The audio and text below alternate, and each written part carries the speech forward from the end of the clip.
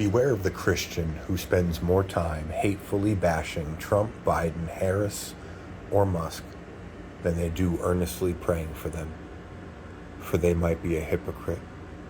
Matthew 5:44. Beware of the Christian who identifies more with donkeys, elephants, and a political party than they do a lion, a lamb, and a kingdom, for they might be a hypocrite. 2 Corinthians 5:17. Beware of the Christian who spends more time pointing out what others do wrong than they do looking at their own sin, for they might be a hypocrite. Matthew 7:3. Beware of the Christian who cares more about a rainbow flag than they do a rainbow covenant, for they might be a hypocrite. Genesis 9:13. Beware of the Christian who thinks that victory comes through elections rather than Christ, for they might be a hypocrite. 1 Corinthians 15:57. Beware of the Christian who focuses more on earthly things than heavenly things, for they might be a hypocrite. John 3:11.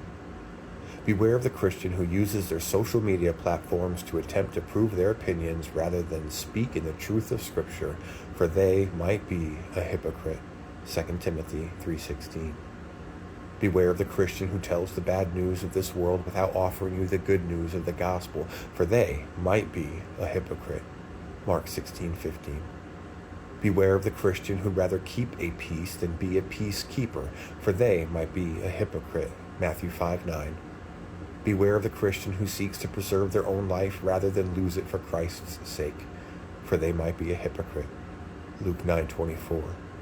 Beware of the Christian who spends their time tearing down other Christians rather than building them up in love, for they might be a hypocrite. 1 Thessalonians 5:11.